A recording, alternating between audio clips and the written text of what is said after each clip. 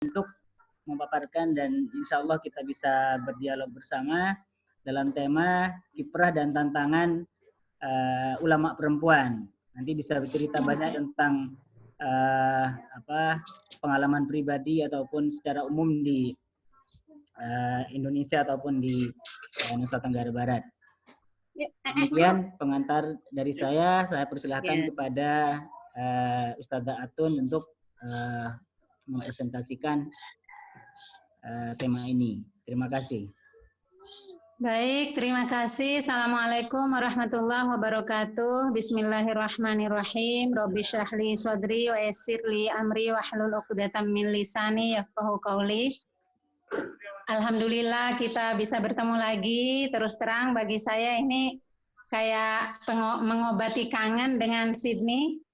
Nggak terasa udah berapa tahun ya? 2016. Udah 4 tahun meninggalkan Sydney. Kayak baru kemarin. Mudah-mudahan diskusi kita hari ini berkah dan bermanfaat untuk kita semua. Tolong ini yang sharing siapa ini keluarnya? Oke. Jadi topik kita hari ini adalah tentang kiprah dan tantangan ulama perempuan. Pertama saya ingin memulai dengan problem utama di sini. Menurut saya problem yang utama adalah problem asosiasi, bukan definisi. Jadi kenapa kalau kita menyebut ulama harus kalau mau merujuk ke perempuan itu harus ada dalam kurung perempuan atau ulama perempuan? Karena menurut saya definisi ulama itu sebenarnya open.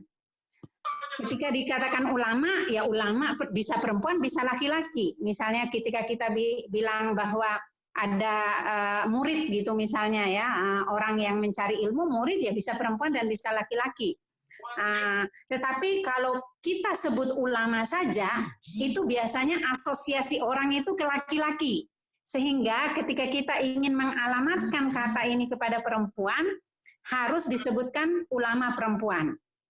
Nah, saya melihat di sini itu problem asosiasi, bagaimana kita mengasosiasikan istilah ini, bukan problem definisi. Karena kalau kita bicara definisi, kita bisa melihat sebenarnya tidak pernah definisi ulama itu hanya dikhususkan kepada laki-laki saja atau perempuan saja. Kita lihat misalnya definisi ulama di dalam Al-Quran. Ternyata di dalam Al-Quran itu ada 2 kali secara spesifik disebutkan kata ulama. Yang pertama yaitu dalam surat Fatir 35 ayat 28, innama yasyallahu min ibadihil ulama. Di sini pengertian ulama seperti yang dalam tafsir Syekh Mana Al-Qatan dalam kitabnya Mabahith fi Ulumil Quran halaman 207 penerbitan tahun 2000, beliau membedakan antara khasyah innama yakhsyallahu min ibadihil ulama, khasyah dan khauf. Jadi salah satu ciri ulama adalah dia memiliki ketakutan. Ketakutan khasyah ini berbeda dengan ketakutan khauf. Kalau khauf itu takut dan merasa diri lemah, kalau khasyah itu takut tetapi ada sesuatu yang diagungkan di dalam ketakutan itu. Jadi salah satu ciri ulama yang disebutkan oleh Al-Quran itu adalah orang yang sangat takut kepada Allah sembari mengagungkan Allah. Ini definisi menurut Al-Quran. Tambahannya, kita bicara definisi dulu sebelum kita berbicara tentang bagaimana kiprah dan tantangan ulama perempuan di Indonesia, khususnya. Tambahannya, misalnya Al-Ghazali menambahkan di dalam kitabnya Ihya Ulumuddin, menambahkan karakteristik ulama itu selain takut tadi, dia khusyuk, kemudian tawadhu, berakhlak mulia, dan zuhud. Salah satu zuhud itu menurut beliau adalah menjaga jarak dari penguasa, yang tentu saja sulit dilakukan saat sekarang ya. Nah, kemudian di samping surat Fatir tadi ada salah satu surat lagi yang mendefinisikan ulama di dalam Al-Quran, yaitu surat Asy-Syu'ara 26 ayat 197. Di sini lebih berbicara tentang ulama su', Kalau tadi ulama rabbani atau ulama yang baik, tetapi di ayat yang berikutnya ini, di surat yang berikutnya ini tentang ulama su yang disebutkan secara khusus sebagai ulama Bani Israel. Ciri-cirinya apa? Mereka menyembunyikan kebenaran, kemudian menjual ayat-ayat Allah dengan harga yang murah, mengingkari kebenaran, memanipulasi kebenaran demi kepentingan dunia. Nah, kalau melihat dari definisi yang ditawarkan oleh Al-Quran dan juga penafsiran para ulama ini, tentu di sini sangat terbuka, baik laki-laki maupun perempuan. Sebagaimana bisa juga laki-laki dan perempuan, kedua-duanya bisa juga tidak masuk di dalam kategori ini. Bisa tidak masuk dan kedua-duanya menurut saya bisa masuk. Jadi sebenarnya secara definisi di dalam Al-Quran tidak ada pengkhususan bahwa ulama itu laki atau perempuan. Tetapi kedua-duanya adalah terbuka menjadi ulama. Lalu kemudian kita melihat bagaimana menurut hadis. Hadis yang sangat populer yang selalu kita dengar, hadis riwayat Abu Daud dan At-Tirmidzi, sesungguhnya ulama adalah pewaris para nabi, warasatul anbiya. Nah, saya pernah membaca tulisannya Mustafa Bisri. Beliau mengatakan bahwa salah satu ciri yang dimiliki oleh Nabi yang harus diwariskan oleh ulama itu disebutkan bukan salah satu, sebenarnya ada 3 ciri, tetapi disebutkan dalam surat At-Taubah ayat 128. Laqad ja'akum rasulun min anfusikum azizun 'alaihi ma 'anittum harisun 'alaikum bil mu'minina raufur rahim. Jadi ayat itu mengandung 3 karakteristik yang harus dimiliki oleh ulama sebagai pewaris Nabi. Pertama, merasakan penderitaan umatnya. Jadi ulama itu orang yang tidak menang sendiri, tetapi bisa merasakan penderitaan pengikutnya atau followernya. Dia tidak kaya sendiri, dia tidak menara gading, tetapi dia bersama-sama dengan pengikut atau umatnya dalam hal ini Nabi. Kalau Nabi, tetapi karena ulama warasatul anbiya tadi, karakteristik inilah yang harus diupayakan untuk diikuti. Kemudian yang kedua, sangat menginginkan keselamatan bagi umatnya. Azizun 'alaihi ma 'anittum harisun bil mu'minin. Kemudian yang ketiga, mengasihi dan menyayangi orang mukmin. Nah, 3 sifat inilah yang harus dimiliki oleh ulama yang menurut saya memang berat gitu. Tetapi bukannya tidak mungkin dan mungkin dilakukan baik oleh laki-laki maupun perempuan. Jadi jelas di sini sebenarnya bahwa ulama itu tidak sekedar orang yang berilmu, tetapi yang lebih penting dari itu adalah bagaimana memanfaatkan ilmunya atau mengaplikasikan ilmunya. Kalau berilmu saja banyak orang yang berilmu. Misalnya sering dicontohkan Snow Hogronje misalnya menguasai ilmu Islam, mungkin beliau lebih menguasai hukum Islam syariah ketimbang kita gitu, karena dia sudah menulis, meneliti dan tinggal di Mekah dan sebagainya. Tetapi karena dia tidak mengaplikasikan apa yang diketahuinya dari hukum-hukum Islam, agama Islam, maka dia tidak bisa dikategorikan ulama. Terus yang perlu digarisbawahi juga betapa di dalam definisi ulama menurut hadis ini sangat sangat kental gerakan-gerakan kemanusiaan. Jadi harus dekat, dan apa yang dia lakukan itu memang benar-benar kembali ke ilmu itu for the sake of humanity. Jadi kalau Western Sydney University itu bringing knowledge to life gitu ya Pak. Jadi knowledge itu tidak sekedar knowledge, tetapi how to bring our knowledge to life. Jadi saya kira ini yang perlu digarisbawahi ketika berbicara tentang karakteristik ulama. Dan saya kira ini sudah dimulai oleh teman-teman, terutama yang saya amati para ulama perempuan di Indonesia. Kita cukup berbangga, yang nanti kita akan bicarakan di slide berikutnya. Lalu kemudian saya ingin merangkum definisi para pakar tentang ulama ini, salah satunya dari pendapat Quraisy Shihab.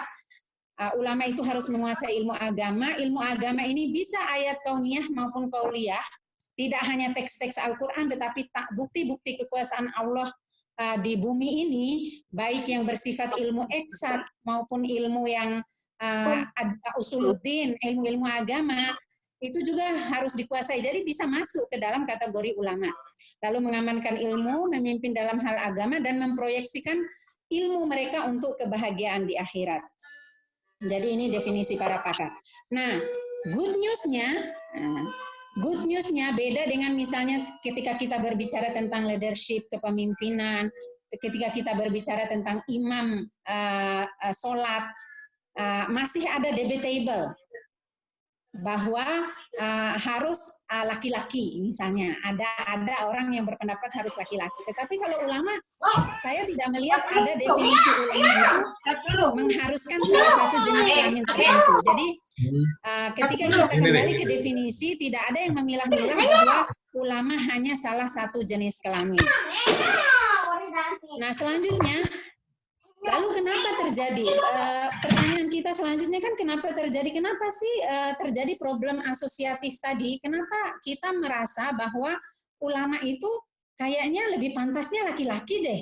Kayaknya kalau perempuan, walaupun dia udah doktor, atau dia pernah mondok hafal Al-Quran, atau menguasai ilmu-ilmu agama dan memberikan kontribusi yang luas bagi masyarakat, kita masih takut-takut menyematkan istilah ulama kepada perempuan. Itu kenapa? Gitu. Saya ingin kembali ke sejarah. Salah satu ahli sejarah yang kebetulan juga feminis yang saya ikuti pendapatnya adalah Fatimah Mernissi. Beliau mengatakan di bukunya Women in Muslim History, Traditional Perspectives and New Strategies, dia bilang women's image in society is different from her image in history. Jadi ternyata menurut penelitian beliau bahwa image perempuan di dalam masyarakat sekarang itu berbeda sama sekali dengan image perempuan di dalam sejarah Islam. Terutama sejarah Islam pada awal-awal. Gitu. Nah, misalnya kita bisa melihat di bukunya Ratu Islam Terlupakan misalnya. Beliau mengatakan bahwa pada zaman sahabat itu banyak sekali muncul nama-nama ulama perempuan. Nah, saya juga membuka buku ini buku lama sih, dan ini terjemahan. Sebenarnya judulnya itu Women in Islamic Biographical Collections from Ibnu Sa'ad to Hu'usfu, Ruth Rodet. Tapi dia diterjemahkan menjadi Kembang Peradaban, Citra Wanita di Mata Para Penulis Biografi Muslim. Nah, di buku ini disebutkan ketika dia meneliti buku-buku sejarah mulai dari Tabaqatnya Ibnu Sa'ad. Bu Atun, itu kameranya ya? Kayaknya ada yang terhalang apa sedikit ya? Oke. Nah. Sip. Ya. Oke, nah, dalam kitabnya Tabaqat Ibnu Sa'ad, beliau mengatakan bahwa pada zaman sahabat itu disebutkan ada 1.200 perempuan, baik perawi maupun orang-orang yang terkemuka dan orang-orang yang berilmu lah istilahnya kalau kita mau masukkan di dalam kategori ulama. Tetapi lambat laun pada zaman tabi'in menurun, kemudian menurun drastis itu pada abad ke-10. Nah, itu menurut Ruth Rodet. Nah, kira-kira kenapa? Pertanyaannya kenapa? Menurut Fatimah Mernissi, ini adalah karena ada kerjasama yang baik, penghapusan atau peminggiran nama-nama perempuan di dalam sejarah ini adalah kerjasama yang baik antara kaum fundamentalis dan pemerintah yang berkuasa. Karena menurut dia, sejarah itu selalu didefinisikan oleh those who are in power. Jadi, tetapi biasanya kata dia, menariknya kata beliau, biasanya orang-orang yang berkuasa, katakanlah pemerintah, itu selalu bermusuhan dengan fundamentalis. Tetapi khusus dalam hal peminggiran perempuan, mereka bekerja sama secara baik. Sehingga lambat laun hilanglah perempuan ini dari peredaran sejarah. Padahal sebenarnya di masa-masa awal luar biasa nama perempuan itu sangat dijunjung tinggi dan masuk di dalam kitab-kitab biografi. Nah, kemudian solusi yang ditawarkan oleh Fatimah Mernissi, dia mengatakan bahwa apa yang harus kita lakukan, sowat gitu. Dia bilang ya tidak ada jalan lain, kita harus menggali lebih banyak, kemudian mengexpose to the media the wealth of historical material that glorifies women. Jadi ini kita kembali ke sini nanti ketika berbicara tentang akademisi, peran akademisi. Jadi tidak ada jalan lain kecuali terus menggali bagaimana peran perempuan dalam sejarah, kemudian menulis sebanyak-banyaknya tentang peran para perempuan ini. Baik yang zaman dulu maupun zaman sekarang. Yang menurut saya sampai sekarang masih sangat minim kita memasukkan perempuan di dalam tulisan-tulisan kita. Oke. Nah, kembali ke Ruth Raudet tadi, beliau bilang bahwa pada masa tabi'in itu mulai menurun. Mengapa? Ada 4 faktor menurut dia. Jadi karena pada masa sahabat karakter perempuan ideal itu sudah sangat tinggi, sehingga ketika masuk pada zaman tabi'in sulit untuk memasukkan orang-orang pada zaman tabi'in itu ke dalam karakter yang sudah disepakati pada zaman Nabi, ya salafus soleh lah istilahnya yang memang sudah luar biasa. Itu salah satu faktor. Faktor yang kedua, faktor ekologis menurut dia, karena berpindahnya masyarakat nomaden ke urban agraris kemudian merubah peran perempuan. Walaupun di dalam buku ini saya sudah buka berkali-kali, tidak ada penjelasan lebih lanjut bagaimana sebenarnya masyarakat nomaden ke urban agraris itu kemudian mendegradasi peran perempuan. Kemudian perubahan ekonomi, dan termasuk yang keempat adalah pengaruh budaya dari luar, bukan budaya Islam, tetapi memang pengaruh budaya dari luar yang meminggirkan perempuan. Itu menurut beliau, ada di buku ini halaman 87. Mengapa pada masa tabi'in itu menurun? Nah, kemudian masa kelamnya adalah menurun drastis pada abad 10 Hijriah atau 16 Masehi, masa Daulah Utsmaniyah. Ini menarik. Nah, mengapa itu menurun drastis? Ternyata nama perempuan itu tinggal 1-2, bisa dihitung jari muncul di kitab-kitab biografi. Ternyata menurut beliau karena terjadi birokratisasi karir keulamaan.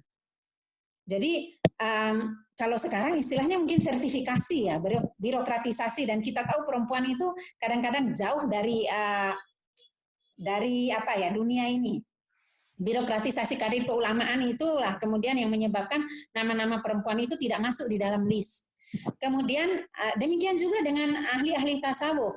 Dulu tasawuf itu menurut beliau ya bebas aja dilakukan, mendekatkan diri kepada Allah, zuhud dan sebagainya.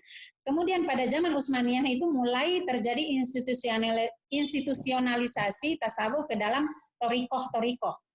Nah, ini yang melempar keluar perempuan lagi. Kemudian yang menarik adalah sebenarnya menurut beliau pada masa Daulah Utsmaniyah kekuatan politis perempuan itu sangat tinggi. Jadi banyak ratu-ratu saat itu, tetapi dengan majunya perempuan di dunia politik ini menjadi ratu-ratu itu justru menggugah para penulis biografi untuk bersikap konservatif. Wah, tidak bisa tidak bisa dibiarkan perempuan seperti ini. Akhirnya dibuatlah semacam, ayo kita kembali ke hitoh, kembali kepada peran perempuan yang sebenarnya yang menurut Islam sebenarnya seperti apa. Gitu. Jadi sehingga 3 faktor ini yang membuat perempuan terlempar dari daftar-daftar keulamaan di dalam biografi. Nah ini kemudian membuat citra ulama perempuan itu tidak sampai ke masa generasi kita. Karena saya merasa betul bahwa kita perempuan juga perlulah role model. Tidak banyak role model bagi kita. Bolak-balik orang bicara tentang Aisyah, Khadijah, itu saja. Kembalinya lagi ke zaman Nabi. Padahal ternyata di zaman Nabi pun tidak sekedar Aisyah, tidak sekedar Khadijah yang benar-benar notabene istri Nabi, tetapi banyak orang lain. Misalnya ketika Khadijah memeluk agama Islam, menurut buku ini ternyata bersamaan dengan beliau itu ada 53 perempuan yang memeluk Islam mengikuti Khadijah, dan kita tidak tahu siapa saja namanya, nggak tahu, saya sendiri juga nggak tahu, tahunya lewat buku ini. Dan banyak nama-nama yang bagi kita tidak akrab yang disebut oleh buku ini yang dianggap sebagai ulama perempuan. Paling yang kita kenal Nafisah, yang pernah di mana Imam Syafi'i pernah berguru kepada beliau, tetapi di luar itu banyak sekali. Nah ini sudah sedikit nama di dalam biografi, kita pun tidak akrab dengan nama-nama itu, sehingga bagi saya pribadi pencitraan diri bahwa saya pantas nggak sih saya jadi ulama, emang pernah terjadi, orang zaman-zaman dulu aja enggak, masa saya iya ya, pasti ada perasaan seperti itu. Nah Kemudian bagaimana dengan di Indonesia? Saya melihat kiprah perempuan di Indonesia sudah sangat luar biasa. Karena memang di Indonesia kalau kita berbicara kalau kita membaca tulisan-tulisan antropologis misalnya yang pernah melakukan penelitian di Indonesia, Indonesia itu salah satu negara yang menurut mereka kalau dibandingkan dengan IPB ya, India, Pakistan, Bangladesh, negara Muslim, tetapi sama-sama di Asia. Southeast Asia dengan Southeast Asia termasuk Indonesia itu termasuk negara yang memberikan tempat bagi perempuan yang luar biasa. Baik Indonesia Timur maupun Indonesia Barat. Kalau di disertasi saya sebutkan itu ada penelitian yang dilakukan oleh Shelley Errington namanya. Dia melihat bahwa di Indonesia Timur tuh ada budaya yang dinamakan exchange archipelago, kepulauan exchange. Kalau di Indonesia Barat termasuk Jawa itu sentris archipelago. Nah, kedua-dua budaya ini sama-sama meletakkan perempuan itu pada tempat yang bagus walaupun berbeda pengertiannya terhadap perempuan. Kita akan kembali ke situ kalau nanti waktu mengizinkan, tapi saya ingin bicara ini dulu, bahwa kiprah perempuan sangat luas dalam berbagai level kalau di Indonesia sejak dulu.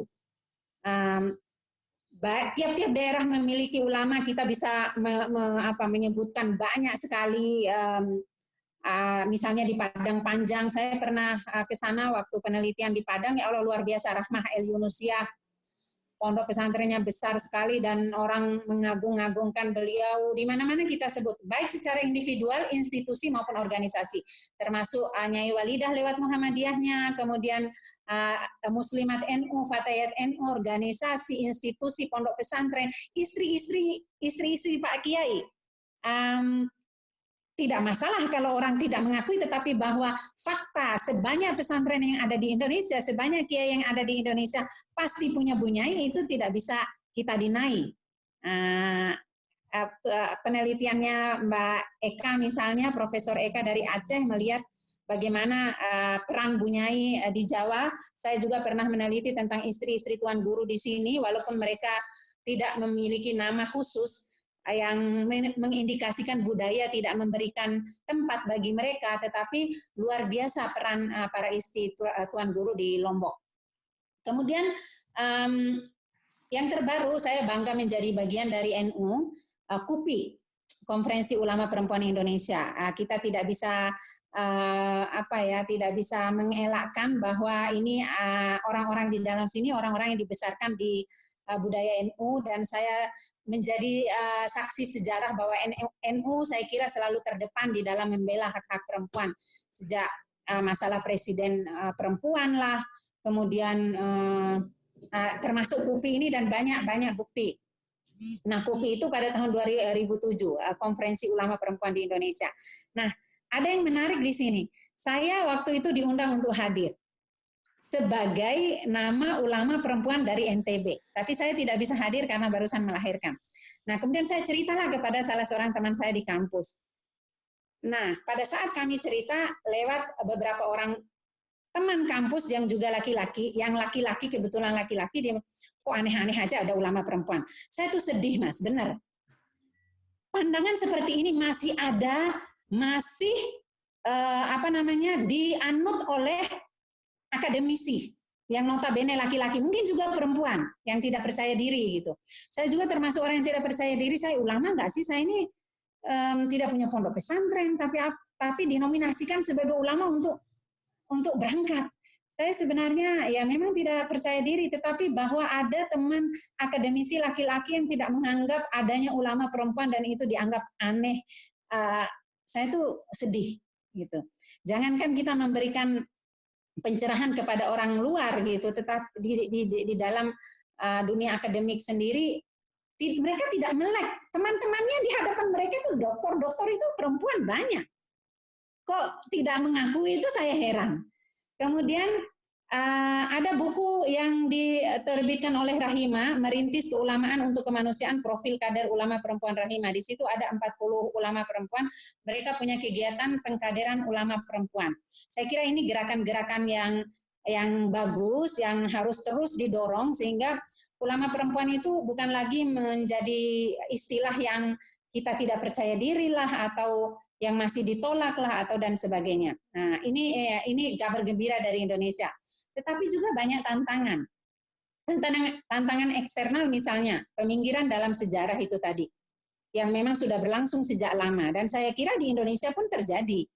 Saya kemarin membaca status siapa gitu ya, Mas Najib Burhani kalau nggak salah, dalam rangka Disnatalis UIN Syarif Hidayatullah ada 100 alumni, gitu ya, alumni yang dibukukan.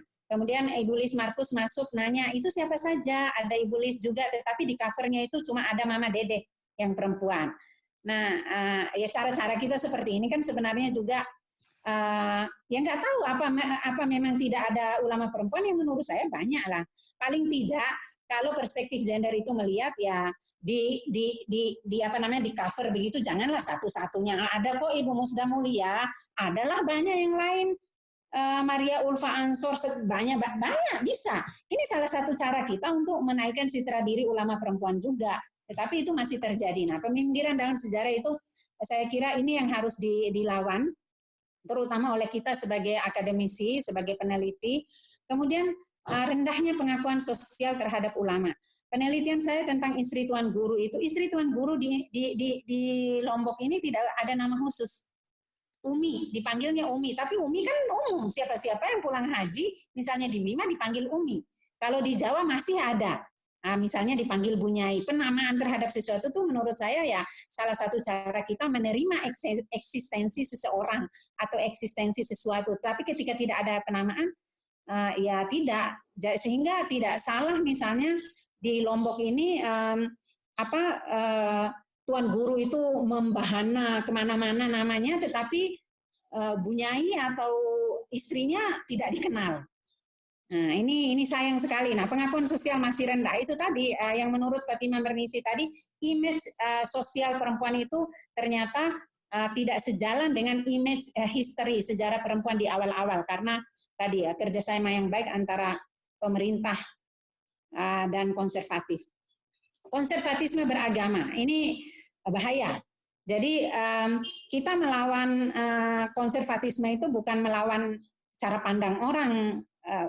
Ya orang sering bilang NU itu moderat katanya, tetapi kok kadang-kadang menyerang orang yang konservatif, atau itu karena membahayakan posisi, kalau saya sih membahayakan posisi perempuan, makanya saya tidak setuju dengan konservatif itu, karena orang yang pertama yang ingin mereka rumahkan, orang yang pertama yang ingin mereka batasi itu perempuan. Seakan-akan keberhasilan gerakan itu tuh hanya diukur dari gerakan mereka membatasi perempuan atas nama agama. Kemudian itu tadi termasuk institusionalisasi dan birokratisasi ulama, saya kira sampai sekarang masih menjadi tantangan bagi ulama-ulama perempuan. Kita bicara MUI misalnya, berapa orang sih perempuan yang masuk di MUI itu, Majelis Ulama Indonesia. Atau kita bicara misalnya ini tim-tim yang menentukan hisab, ruqyah dan sebagainya, atau apalah yang kaitannya dengan ulama, itu sangat rendah. Nah, termasuk perubahan sosial. Sekarang perubahan sosial kita sudah menuju ke dunia IT sekarang 4.0. Perempuan itu selalu menjadi pihak yang terlambat di dalam merespon perubahan-perubahan sosial, karena masalah-masalah internal yang akan saya bicarakan berikutnya. Termasuk transnasionalisme itu sangat mempengaruhi bagaimana dan menjadi tantangan bagi ulama-ulama perempuan di Indonesia. Gerakan-gerakan transnasionalisme. Kemudian internal kurang percaya diri. Saya merasakan itu. Saya tuh kalau dipanggil ustazah itu agak nggak enak, Mas. Lebih baiknya dipanggil, benar, kayak gimana ya.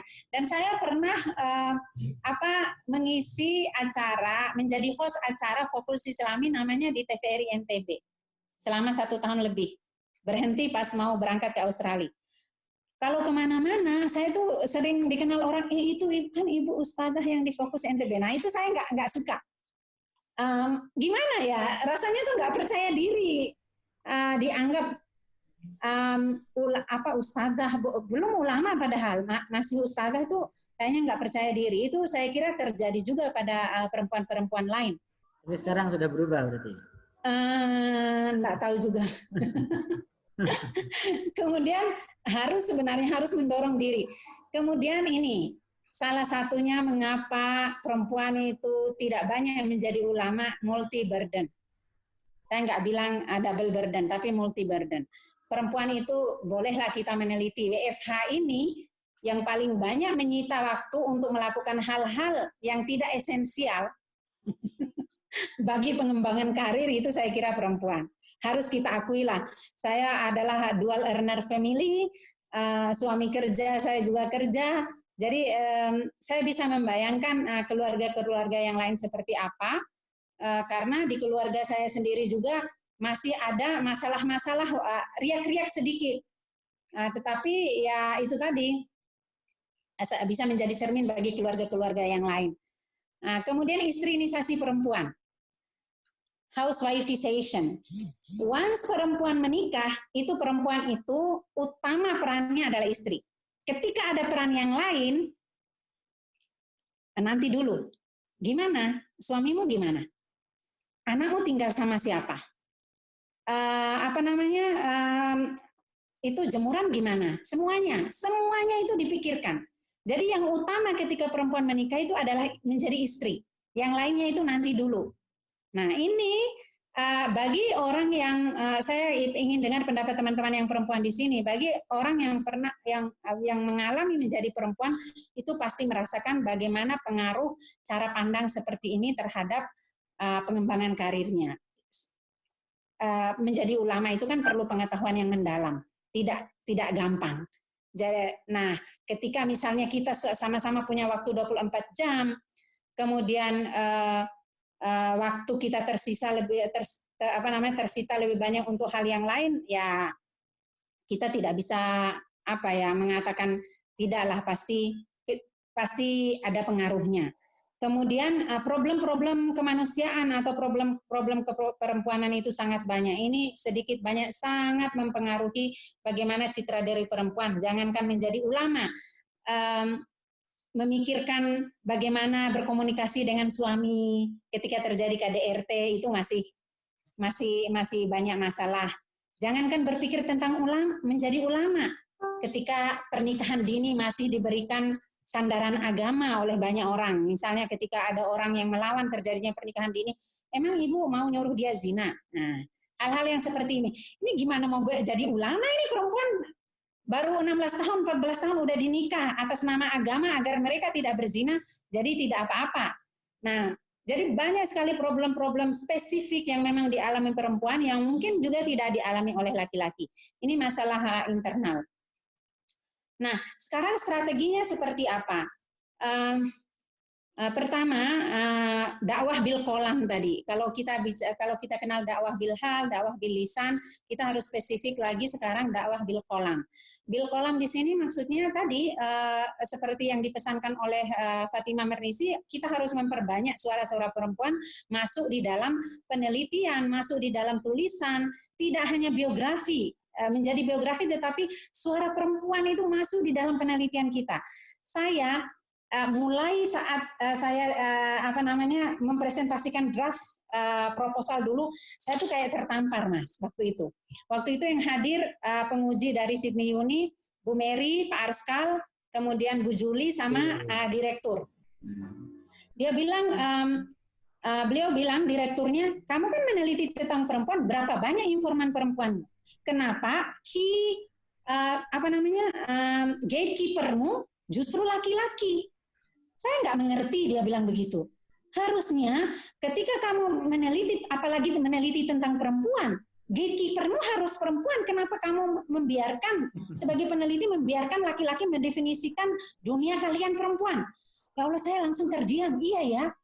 Jadi sejak itu saya tuh selalu di dalam penelitian apapun, baik penelitian isinya tentang perempuan, khusus perempuan, maupun penelitian yang tidak ada kaitannya dengan isu khusus perempuan, saya selalu menginginkan informan saya perempuan ada, laki-laki ada, 50%. Dan itu saya aplikasikan kepada mahasiswa saya.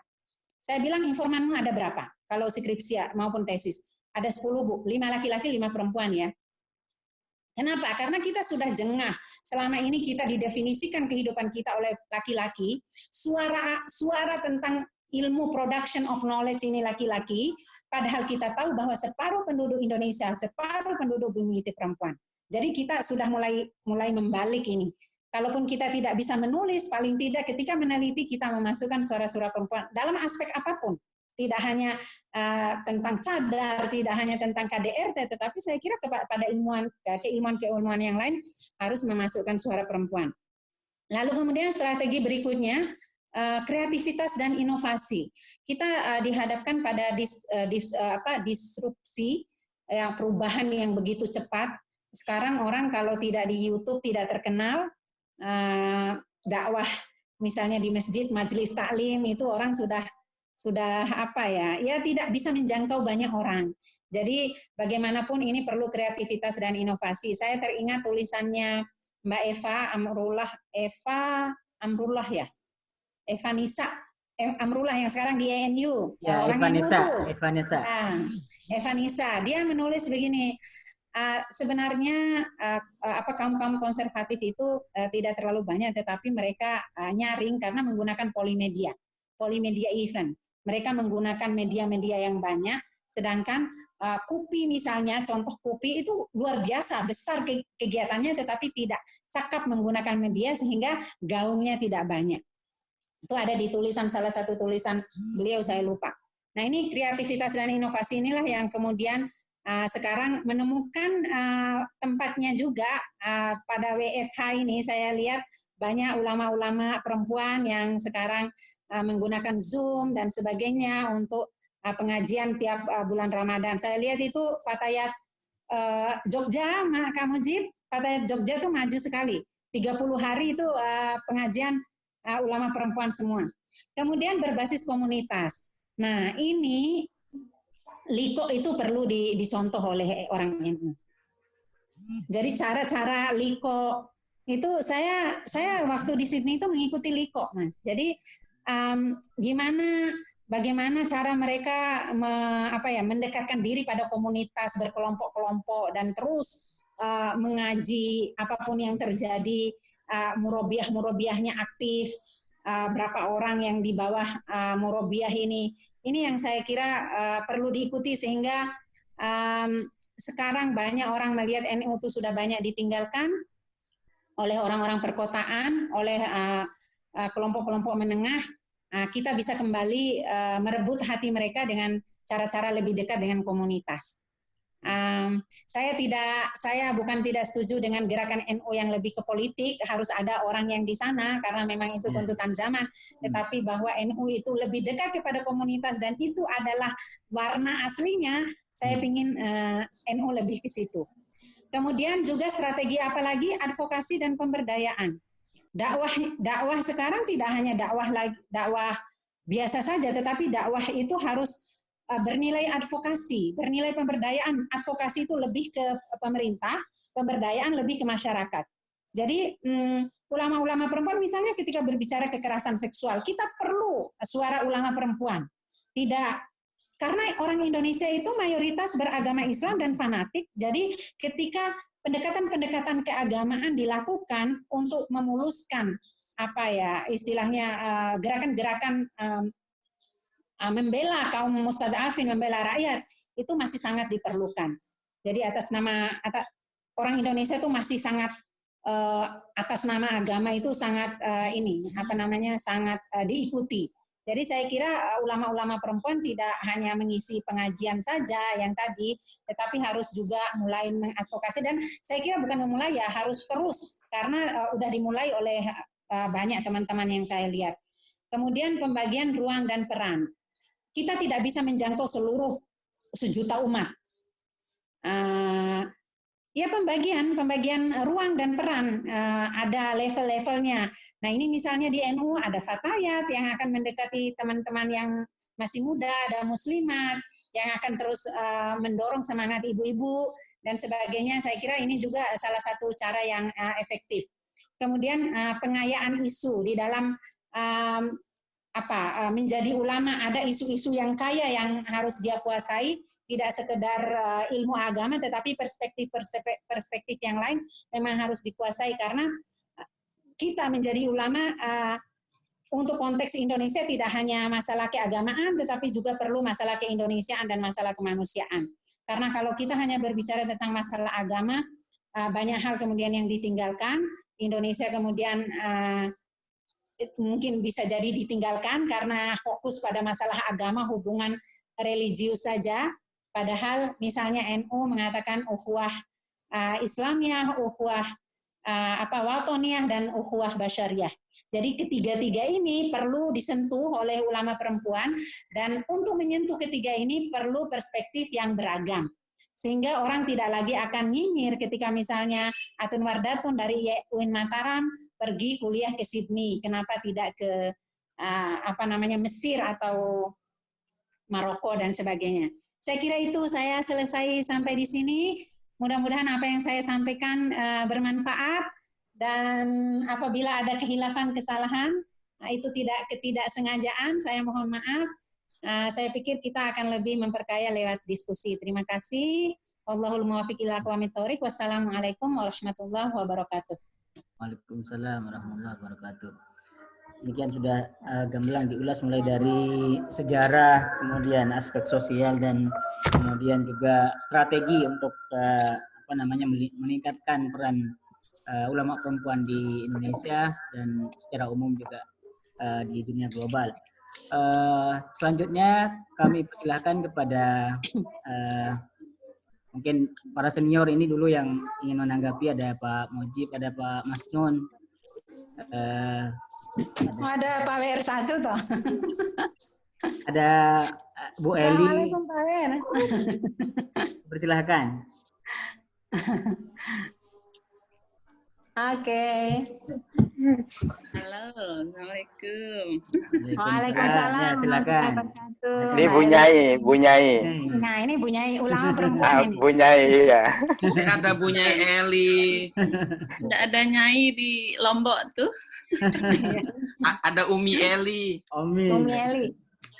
Umi Eli. Boleh saya sedikit, nggih? Silakan. Iya. Banyak boleh. Sangat inspiratif, sangat mencerahkan apa yang disampaikan oleh Mbak Prof. Atun Wardatun ini yang sebentar lagi. Amin, ya Allah. Prof. Saya cukup senang bisa bergabung di event ini yang sekalian temu kangen juga dengan beberapa teman di sini, Mas Hasan. November kemarin kita ketemu di Canberra, sekarang di Mas Malik. Saya kemarin mengikuti di Facebooknya biasa kandidat dokter ini. Saya hanya ingin menyampaikan begini, halangan yang sama dengan Mbak Atun tadi, dan ini juga pertanyaan juga. Dan saya berpikir bagaimana bertanya kepada bapak-bapak terutama, bagaimana solusinya sebenarnya gitu. Karena kalau bicara tentang perspektif gender sebenarnya banyak sekali kalangan laki-laki yang sudah beyond gitu ya, di atas dia mereka sudah sangat paham, tetapi minim soal sensitivitas. Jadi dia sangat tinggi pengetahuannya tentang gender, pengetahuannya tentang kesetaraan, tapi sangat minim soal sensitivitas. Jadi gender itu tidak lagi menyentuh soal sensitivitas yang itu menjadi halangan juga gitu bagi perempuan untuk berkembang. Jangankan untuk menjadi ulama seperti kata Mbak Atun, dan mungkin Mbak Atun juga punya cara pandang yang berbeda gitu terkait dengan saya, atau mengkanter dengan apa yang saya sampaikan.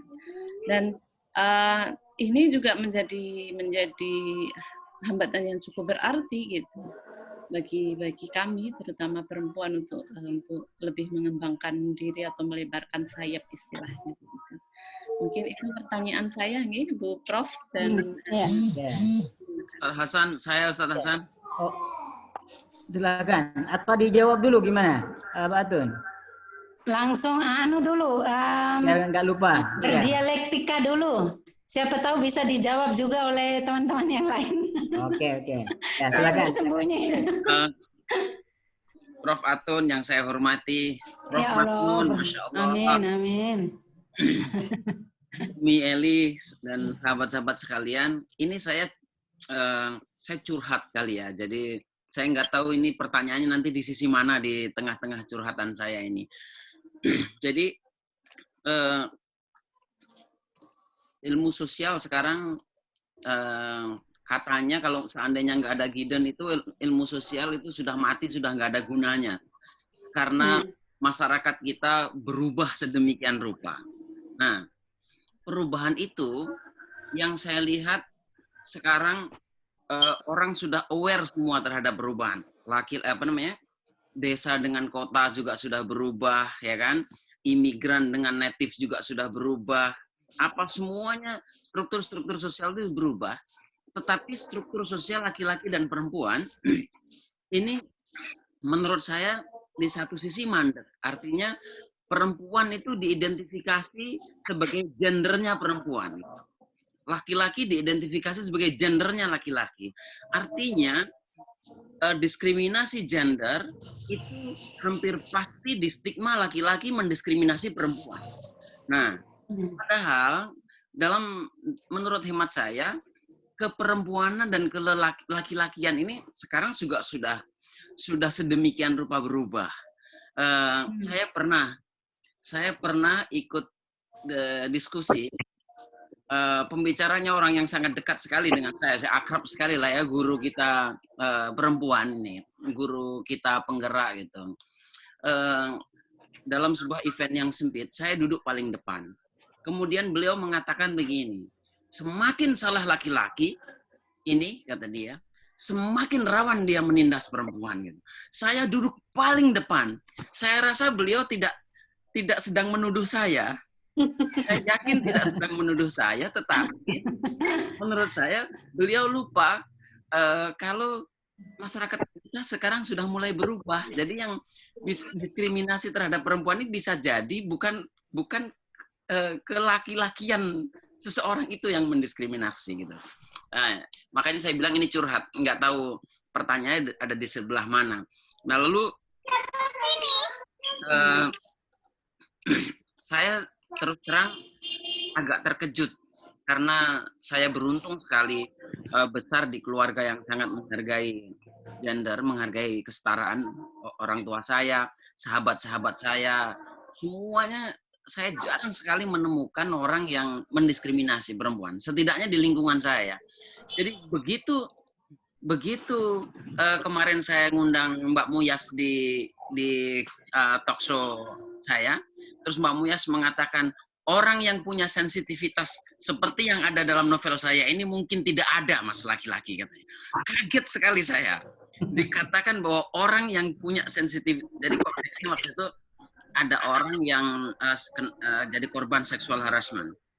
Kata Mbak Muyas, latar belakang dia menulis novel itu salah satunya, saya yakin tidak ada orang yang bisa menerima perempuan korban seksual harassment. Wah, saya surprise banget ini.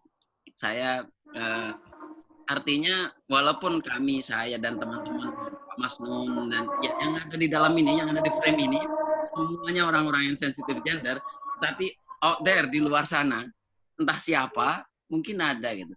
Dan ternyata begitu saya posting di Facebook yang dikatakan Mbak Muyas, ini satu yang lagi, saya dijapri oleh ada 1-2 istri sahabat dekat saya yang saya nggak nyangka sama sekali dia melakukan kekerasan rumah tangga. Dia langsung, Mas Malik, itu terima kasih sekali. Mas Malik, suami saya. Ya Allah. Nah, silahkan direspon. Saya nggak tahu ini pertanyaannya yang mana. Iya, ini curhatan ini. Silahkan, Mbak. Curhat. Oke, baik. Nah, tadi ya di dalam mungkin teori teori gender gitu, ada yang dinamakan dengan perilaku gender, ada yang dinamakan ideologi gender. Banyak orang itu ideologinya adil gender, tapi perilakunya tidak. Sebaliknya ada juga yang perilakunya iya, tetapi dia tidak tahu menahu tentang gender. Dan ini sangat sedikit. Yang banyak itu yang ideologi gender tadi menggebu-gebu, seakan-akan gender itu hanya hafalan gitu, tetapi perilakunya tidak. Nah, terkait dengan itu Mbak, saya juga tuh masih bingung untuk mencari solusinya tuh seperti apa. Kadang-kadang ya terus terang ini, kadang-kadang di dalam keputusasaan saya selalu bilang nggak akan pernah adil deh dunia ini, nggak akan pernah adil. Kadang-kadang saya begitu, serius. Misalnya ada masalah-masalah kecil yang saya ingin bersuara, tapi saya kalau bersuara itu saya sendiri yang akan kena. Misalnya seperti itu tuh, aduh, apa yang bisa saya lakukan? Misalnya kaitan dengan sexual harassment tadi, kita tahu ada teman kita yang menjadi pelaku, kemudian kita harus diam, tidak bisa melakukan apa-apa dengan berbagai konsekuensi yang kita pikirkan. Akhirnya ya mikir kayaknya nggak pernah adil deh gitu. Nah, tentang itu tadi yang masnya kaget, itulah bedanya ketika kita keuntungan menjadi perempuan itu punya pengalaman yang berbeda dengan laki-laki. Pasti kan? Dan cara kita melihat apakah itu diskriminasi, apakah itu seksis, kadang-kadang beda gitu. Jadi alhamdulillah kalau memang kenyataannya kita hidup di lingkungan yang keluarga saya tidak pernah melakukan itu. Tapi yang saya khawatirkan jangan-jangan definisi kita tentang diskriminasi, definisi kita tentang seksis itu beda ya antara laki-laki dengan perempuan. Contoh kecil aja masalah guyon-guyon misalnya gitu. Bagi kita perempuan itu risih dan itu menganggap seksis. Sedangkan bagi teman-teman laki, kok hidupmu nggak bahagia banget sih gitu. Orang guyon kok kamu anggap serius. Kan itu sesuatu yang menurut kita mempermalukan kita gitu. Jadi saya kira itu yang kadang-kadang perlu dipertemukan gitu. Gap, ada gap di situ yang saya kira perlu dipertemukan dengan empati gitu. Nah, terkait dengan kekagetan maknya tadi, saya itu Mas sekarang sedang meneliti dan ini sudah 1 tahun lebih. Saya nulis laporan itu kadang-kadang saya nangis. Serius.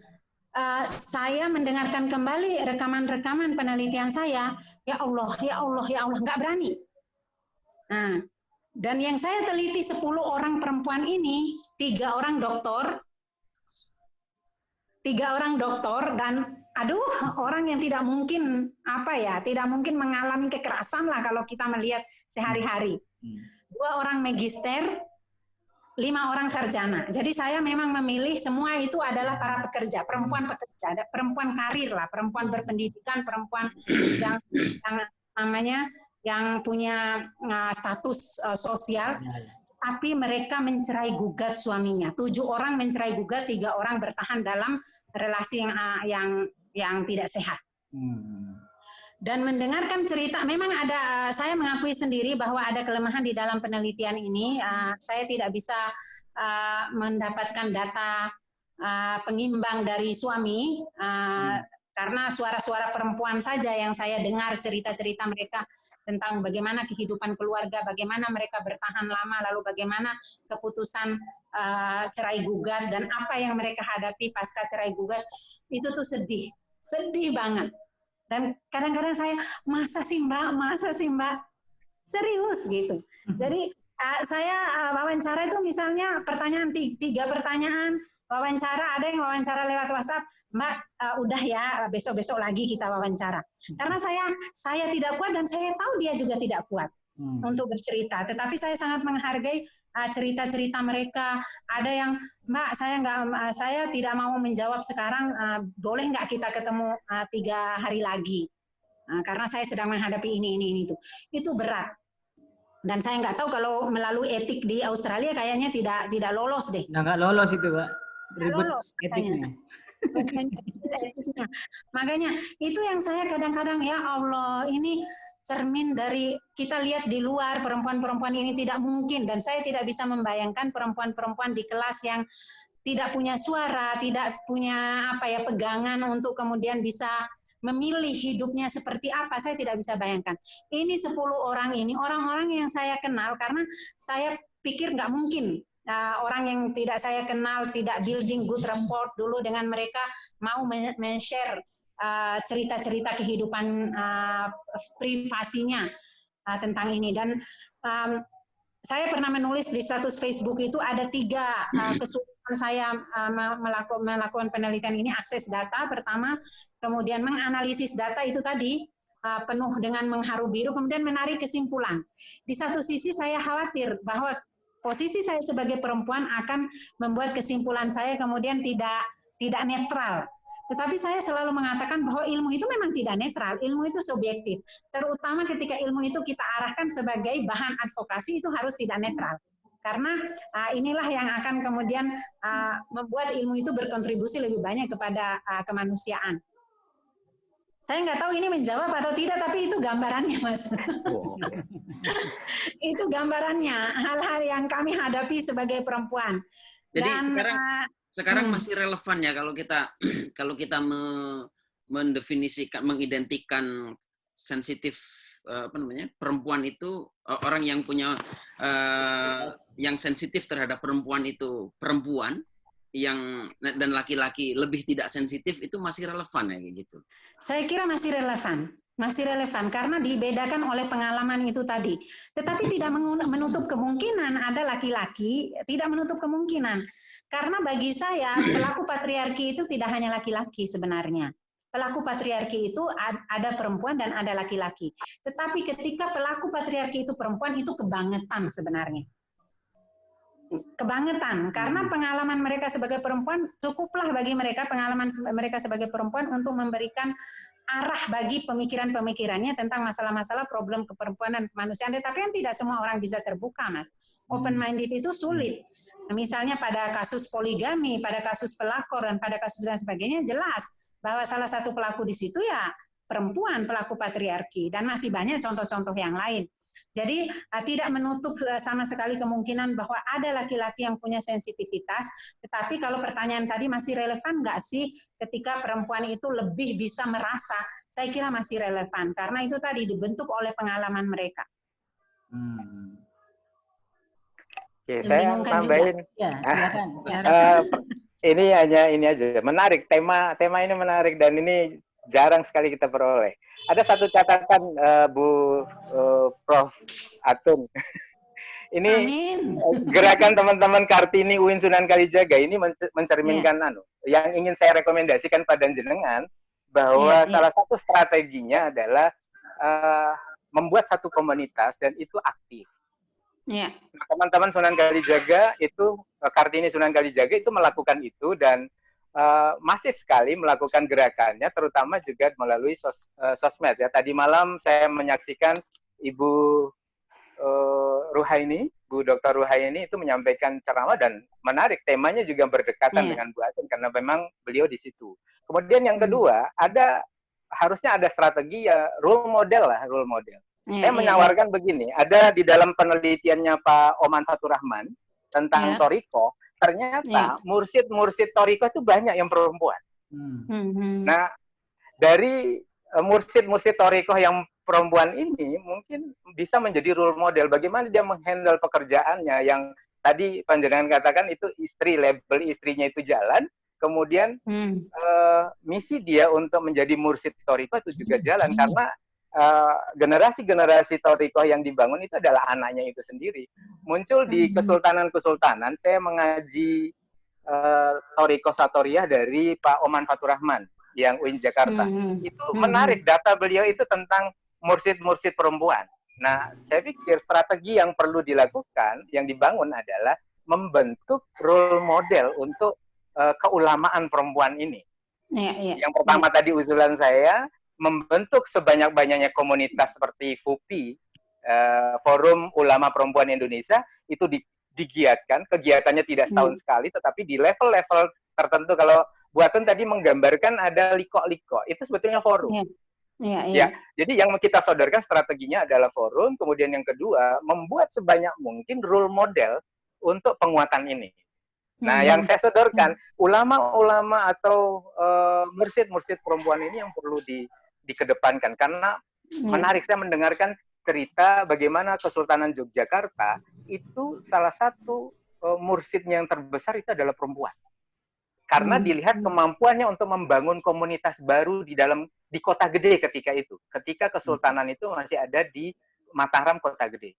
Nah, saran saya di dalam strateginya ditambahi, kalau tadi yang saya dengar 2, Saya tambahkan 2, yaitu komunitas, membentuk kelompok. Kemudian yang kedua itu adalah role model. Itu aja. Ya. Terima kasih. Ya, makasih. Betul. Setuju. Jadi saya juga punya buku bagus ini, Perempuan-perempuan Tangguh Penguasa Tanah Jawa.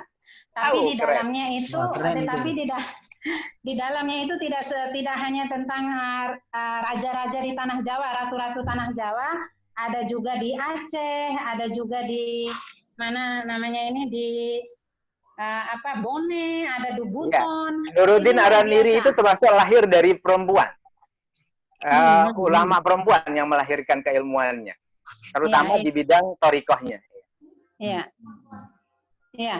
Ini memang pekerjaan juga. Artinya, untuk mengakses buku-buku seperti ini kan tidak semua orang mengakses. Nah, itu saya pikir juga tantangan bagi akademisi ya. Bagaimana kajian-kajian dalam buku-buku yang berat seperti ini bisa diakses oleh umum gitu, dengan meringankan pembahasannya sehingga orang tahu juga ya, meringankan pembahasannya, ditulis menjadi status di Facebook dan sebagainya sehingga orang banyak tahu gitu. Oh, ternyata tidak hanya Cut Nyadin, ternyata tidak hanya Kartini, Dewi Sartika yang memang selama ini sudah dikenal, dan orang tuh selalu bilang bahwa prosentasenya berapa sih, lagi-lagi tetap laki-laki kok yang menang misalnya gitu. Semakin banyak dibombardir dengan sejarah-sejarah seperti ini, saya kira akan membentuk citra diri yang lebih positif terkait dengan perempuan. Dan juga kiprahnya perempuan-perempuan sekarang juga, karena perempuan-perempuan ini kan masa lalu masa sekarang seperti apa. Nah, masa sekarang itu perlu dicatat juga untuk masa depan. Saya kira begitu. Kalau kita ngikuti pendapatnya Virginia Woolf, dia selalu mengatakan, mungkin sama dengan pendapatnya Mbak Eka ya, Profesor Eka ketika berbicara tentang Bunyai di Jawa. Beliau mengatakan bahwa untuk mendefinisikan keulamaan Bunyai dengan Pak Kiai itu perlu definisi yang berbeda. Gitu, karena pengalaman yang berbeda itu tadi. Nah, kalau Virginia Woolf di bukunya ini dia bilang begini, the experience of men and the experience of women are extremely different. Jadi mereka memang pengalamannya berbeda. Jadi they need different sentences. Jadi mereka butuh perbedaan kalimat, perbedaan kata-kata untuk menjelaskan bagaimana peran mereka.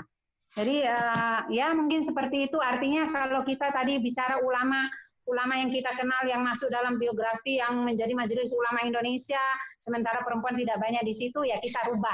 Untuk perempuan ya tidak Majelis Ulama Indonesia, tetapi memang perempuan yang berkontribusi secara langsung sedikit apapun, gitu. Dalam level manapun. Saya pikir ini akan lebih membanjiri juga literatur kita dan meningkatkan citra diri perempuan. Ya, makasih.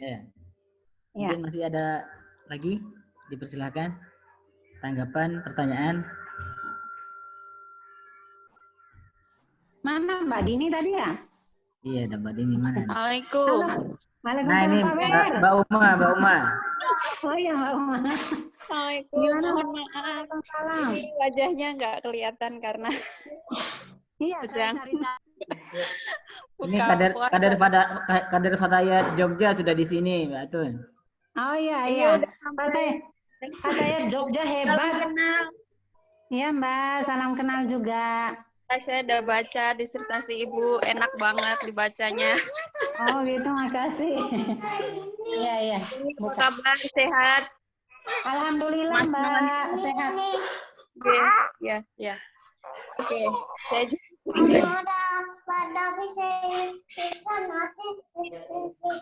Iya. Pasukan udah pulang. Menanggapi ya Bu Atun ya. Pertama pentingnya sharing, berbagi. Tadi Pak mohon maaf. Agak ke mic-nya agak ini. Iya. Oke. Udah kedengeran ya? Iya, kedengaran Mbak, jelas. Ya, pentingnya berbagi perempuan saya kira itu juga tindakan yang harus selalu kita lakukan karena seperti tadi disampaikan Bu Atun dari Virginia Woolf, juga mungkin ada buku juga yang saya kira sering dipakai Bu Nur Rofiah sebagai satu fondasi kuliah gender beliau, yaitu Women's Way of Knowing. Saya beberapa kali ikut kegiatan di teman-teman, terutama di kampus itu, terutama kemarin sebelum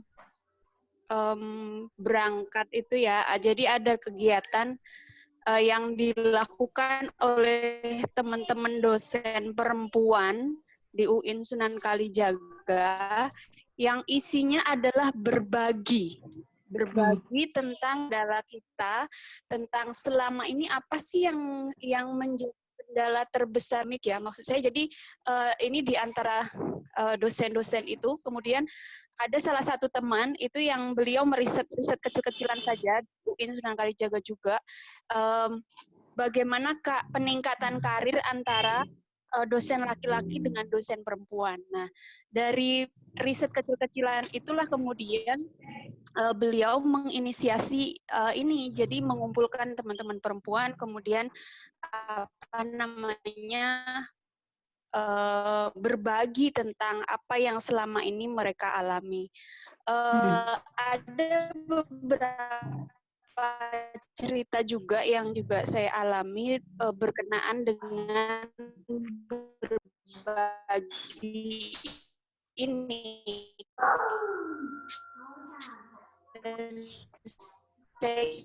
Nggak kedengaran, Mbak. Penting sekali untuk teman-teman perempuan gitu ya. Halo. Welipak halo. ini buruk nih sinyalnya Welipak. Pindah ke Bangston aja kalau gitu. Pindah ke Bangston aja. Saya dulu di Wiley Park loh. Mungkin beda sekarang, Mbak. Iya. Halo. Ya, halo Mbak. Halo.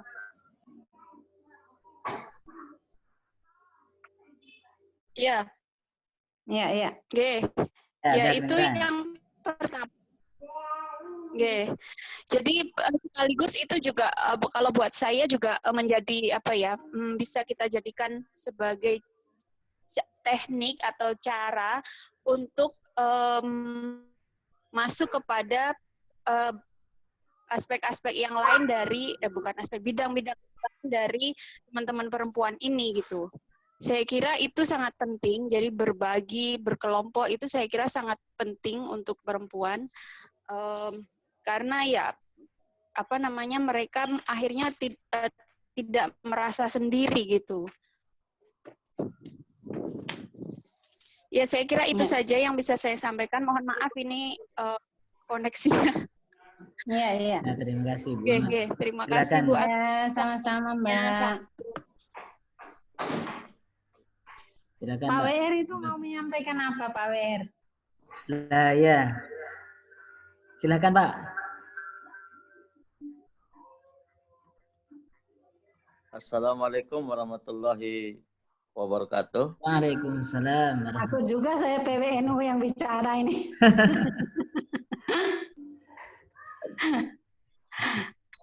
Jadi terima kasih, ini selamat nih Bu Prof. Atun di saya dari hari ini, dari Tab Dimas ke sini itu pokoknya diskusi.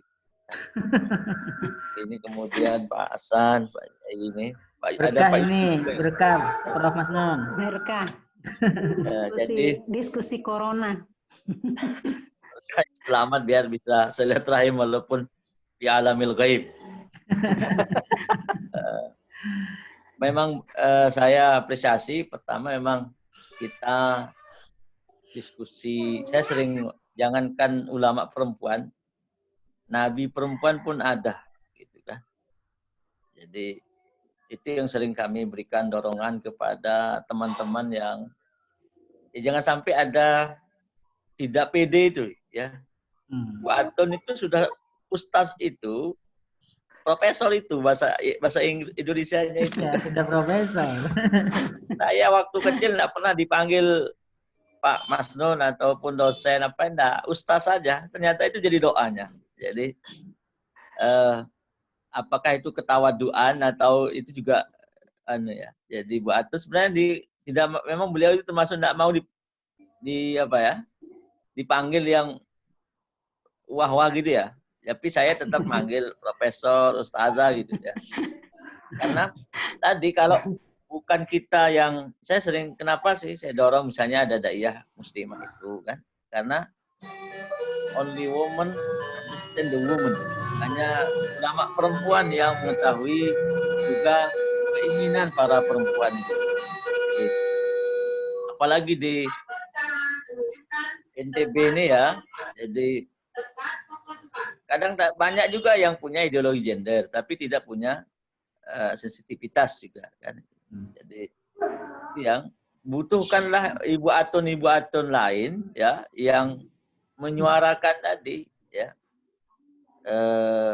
Apalagi menurut Aminah itu tidak ada yang full objektif berbicara tentang pesan-pesan agama, pesan-pesan mesti ada biasnya. Nah, kalau masa perempuan kemudian seperti tadi kalau ada perempuan yang tidak kebangetan gitu, makanya dibutuhkanlah ulama-ulama perempuan. Jadi memang harus perbanyak ya ulama-ulama perempuan ini, jangan sampai menjadi yang terlupakan dalam sejarah. Ya. Jadi tema-tema transformatif seperti ini menjadi menarik. Dan saya ceramah kemarin, kalau bukan dari bulan puasa, bulan apa lagi kita harapkan bisa berubah? Ya gitu. Jadi di bulan padahal hadisnya la tamannau an takuna sanah kulluha Ramadan. Dan semua berharap bulan Ramadan. Masa di bulan suci Ramadan kita tidak berubah mindset kita, ya, termasuk perspektif kita tentang perempuan, keadilan. Ada Pak Adil juga di sini di grup ini kan. Oh iya.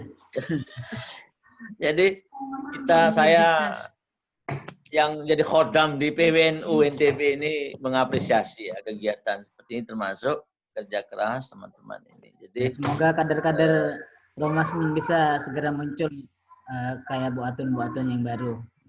Banyak Mas, banyak sekali. Amin. Alhamdulillah. Kalau kita perempuan. Iya, perempuan. Jadi saya bilang kalau yang paham ini tidak ngomong tentang Islam, tentang dan jangan sampai yang ngomong tuh brengsek itu, kata Gus Dur.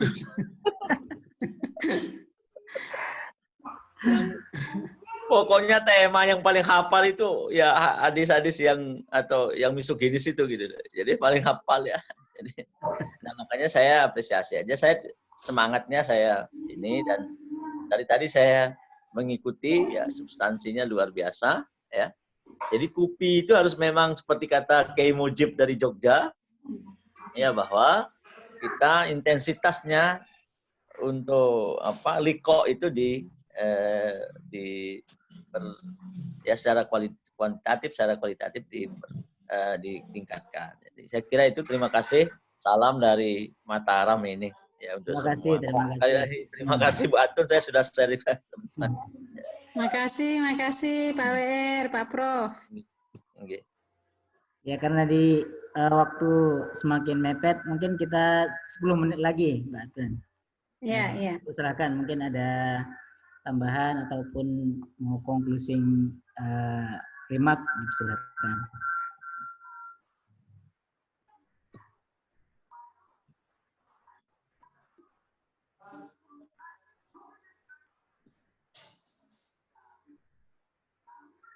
Saya. Ya. Saya sambil ngecas HP ini kok udah mau berbuka puasa. Di sini tinggal 30 menit lagi Isya. Oh, sudah berbuka. Ini tadi sudah berbuka. Oh ya Allah, masih berlapar-lapar ini. Ya, dipersilakan, mungkin 7 menit bisa dimaksimalkan untuk menanggapi tadi, terus konklusinya, Mbak. Ya,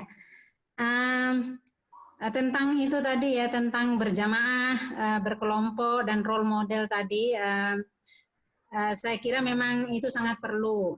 Dari dulu kalau kita bicara tentang PSW, sejak namanya PSW sekarang menjadi PSGA, dan Jogja punya nama sendiri juga ya, kajian gender, apalah, ada nama. Jogja itu memang selalu terdepan. Madhab Jogja itu adalah madhab yang memang kita ikuti dari dulu untuk gerakan-gerakan seperti ini. Dan orang-orang yang Mbak Kip ya, Mbak ya. Disertasinya gimana? Mbak Kip ya. Dulu disertasinya Mbak Kip ya. Mbak Alimatul Kiptiah, ya, Mbak Alim ya. Sekarang jadi Komnas Perempuan. Ya, orang-orang di sana juga orang-orang yang memang sangat berkualitas, menjadi kiblat bagi kami semua tentang gerakan-gerakannya. Nah, kesadaran tentang berjamaah ini, perempuan berjamaah ini sebenarnya sudah lama. Kita sadari juga kalau kami di Lombok, selain di PSGA, nggak tahu Pak WR dengar apa enggak, kami tuh punya kelompok yang namanya Sisterhood. Awal dibentuk itu teman-teman pada Sisterhood, brotherhood, kita juga brotherhood gitu. Itu karena apa namanya, kesadaran itu tadi. Jadi di situ dosen-dosen perempuan di luar sistem, karena kalau PSGA, PSW itu kan kadang-kadang untuk bertemu, terus untuk mengadakan kegiatan-kegiatan ada kaitannya dengan sistem sehingga kadang nggak bisa leluasa bergerak. Nah, di Sisterhood ini tidak formal. Kami membuat apa istilahnya koperasi khusus dosen-dosen perempuan. Sekarang anggotanya sudah 30, pada awalnya cuma 11 orang. Yaitu tadi karena keinginan untuk menyatukan perempuan-perempuan, saling sharing, saling memberikan masukan. Waktu itu yang membuat kami membentuk Sisterhood itu pada saat dosen yang lulus di UIN Mataram pada tahun sekitar 2010 atau 2009 itu perempuan semua. 8 orang penerimaan dosen itu perempuan semua. Saya waktu itu memegang jurnal Qawam, jurnalnya PSW sampai saat ini masih hidup. Boleh ngirim tulisan juga di jurnal Qawam, tapi sudah dipegang langsung oleh PSGA sendiri. Nah, itu dulu saya masukkan di feature di tulisan di jurnal itu, gara-gara baru pertama kali 8 orang dosen, penerimaan dosen itu perempuan semua. Dan kebetulan waktu itu WR1-nya perempuan, Ibu Hajah Siti Nurjana, sudah meninggal. Kemudian kabar kepegawaiannya perempuan, Ibu Hajah Malihah. Nah, saya sampai wawancara kedua orang ini, Bu, ini kok bisa ya semua perempuan? Ini ada main nggak ibu-ibu nih gitu? Kok kebetulan kabar kepegawaiannya perempuan, WR-nya perempuan, kok pas perempuan semua? Oh enggak ada. Ini memang yang tinggi nilainya perempuan semua. Nah, pada saat saya menjadi dosen itu baru 3 orang dengan saya yang menjadi dosen perempuan di Fakultas Syariah. Nah, saat itu mulai banyak. Dengan masuknya 8 orang walaupun tersebar di beberapa fakultas. Kan karena kami waktu itu baru punya 3 fakultas. Nah, itulah yang mendorong dibuatnya Sisterhood ini. Sekarang kita punya 30 anggota. Yang aktif ya kegiatan keuangan tadi, koperasi, kita potong gaji, kemudian saling membantu, pinjam uang, tapi itu sebagai wahana saja yang sebenarnya di forum WhatsApp itu ya saling berbagi tentang masalah-masalah yang ada kaitannya dengan tugas di kampus, curhat-curhat dan sebagainya. Nah, ini salah satu juga yang saling mendorong. Nah, banyak itu teman-teman daiyah muslimat juga banyak yang ada di forum itu. Kadang-kadang hal-hal yang tidak bisa kita bicarakan di grup di fakultas karena ada Pak WR, di Dimas, ya bicaranya di sana gitu. Nah, semakin banyak juga anggota-anggota teman-teman Sisterhood ini yang sekarang memegang peranan penting. Sekjur, Kajur, kepala LP2M ini sudah masuk Sisterhood. Kemudian di bisnis itu pusat bisnis. Itu Sisterhood, bendahara, kabak perencanaan. itu banyak kabar kepegawaian. Nah itu kadang-kadang gampang juga urusan-urusan itu Mas ternyata. Makanya saya selalu bilang, ayo dong perempuan lebih banyak jadi pejabat, kita gampang nih ngurus diri sendiri kalau banyak. Banyak perempuan sisterhood yang jadi pejabat nih gitu. Nah itu salah satu itu aja sih ya bisa jadi intermezzo, bisa jadi serius juga kita membahas masalah-masalah perempuan, sharing dan sebagainya. Itu tadi. Apa nak? Ya. Terima kasih banyak ulasannya dan berbagi pengalaman yang begitu berharga bagi kita. Demikian juga dari para penanggap tadi dari baik dari Indonesia di NTB ataupun di Sydney sudah banyak kita dengarkan bersama. Saya tidak bisa menyimpulkan karena masing-masing punya kesimpulan sendiri-sendiri dan sangat berharga. Biasa di penghujung acara kita berdoa. Kami mohon kepada Kiai Mas Nun untuk memimpin doa untuk kebaikan kita bersama, terutama kita di Sydney ini para pejuang, para pejuang PhD ini, terutama tadi ada Budini, ada saya di tahun terakhir. Calon doktor dalam pantauan itu. PDP orang dokter dalam pantauan. Ya. Terima kasih sekali lagi bahwa ini tadarus kita ya, tadarus malam Imanul Ihtisaban ini kan. Jadi di antara saya juga merasakan di antara hikmah kita uzlah atau tinggal di rumah ini ya bisa maksimal ya, tahu kerjaan-kerjaan ibu rumah tangga juga gitu. Alhamdulillah, jadi mari kita tutup pertemuan kita ini, diskusi kita ini dengan sama-sama bihazihi niyah wa ala kulli niyatin shalihatin al-fatihah. A'udzubillahi minasyaitonir rajim. Bismillahirrahmanirrahim. Alhamdulillahirabbil alamin. Bismillahirrahmanirrahim. Alhamdulillahirabbil alamin. Allahumma shalli ala Muhammad, Allahumma shalli ala sayyidina wa maulana Muhammad. Allahumma shalli ala sayyidina wa nabiyina syafiina zainal mustafa wa maulana Muhammad. Allahumma nas'aluka ridhaka wal jannah wa na'udzubika min syahtika wan nar. Allahumma karim wa ya karim. Allahumma nas'aluka ilman nafi'an wa amalan maqbulan rizqan halalan thayyiban wa wasi'an bi rahmatika ya arhamar rahimin. Allahumma rahmata was salamata wal barakata lana wa li sahibi hadzal hajah.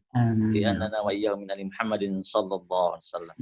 Allahumma alif baina qulubina waslih zata bainina. Allahumma alif baina qulubina zata bainina. Rabbana taqabbal minna innaka antas samiul alim wa tub alaina innaka antat tawwabur rahim. Rabbana atina fid dunya hasanah wa fil akhirati hasanah wa qina azabannar. Subhana rabbika rabbil izzati wa salamun alal mursalin alhamdulillahirabbil alamin. Assalamualaikum warahmatullahi wabarakatuh. Waalaikumsalam warahmatullahi wabarakatuh. Waalaikumsalam warahmatullahi wabarakatuh. Terima kasih. Insyaallah kita bersua kembali besok di acara yang sama. Demikian. Mohon maaf bila ada kekurangan. Wallahul muwaffiq ila aqwamit thoriq. Assalamualaikum warahmatullahi wabarakatuh. Waalaikumsalam warahmatullahi wabarakatuh. Saya ada pengurus Al-Ma'arif sama Surya Lombok Barat ini. Oh iya. Nggak pernah. Alhamdulillah bisa. Nggak pernah berhenti tuh Pak PW. Tadi nih, makasih banyak. Terima kasih. Sama-sama. Terima kasih. Terima kasih Mbak Ato. Sama-sama. Salam untuk Mbak Susi semuanya yang ada di sini. Iya, Mbak Ato doakan